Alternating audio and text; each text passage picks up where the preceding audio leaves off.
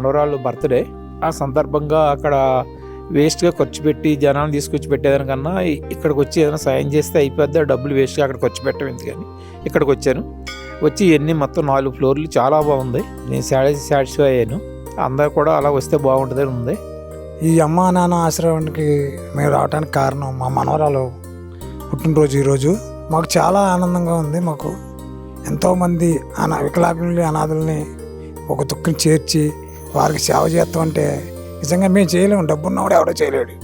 ఇక్కడ పాపం అందరూ సేవ చేస్తాం చూసాం. చాలా సంతోషపడ్డాం. చాలా సంతోషం. ఈ క్షేత్రానికి వచ్చినందుకు నేను చాలా సంతోషంగా ఉన్నాను. మా మిస్సెస్ కూడా చాలా ఆనందపడ్డాం. అలాగే ఇక్కడ పనిచేసే స్టాఫ్కి అందరికీ కృతజ్ఞతలు చెప్తున్నాం.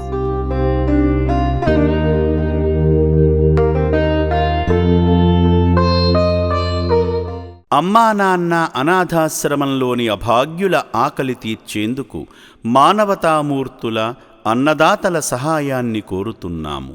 ఈ రక్షణాలయంలో జీవిస్తున్న నిర్భాగ్యులకు 3 పూటలా అన్నదానం చేసేందుకు నిత్యావసర వంట సామగ్రి నిల్వలు సరిపోక ఇబ్బంది అవుతోంది.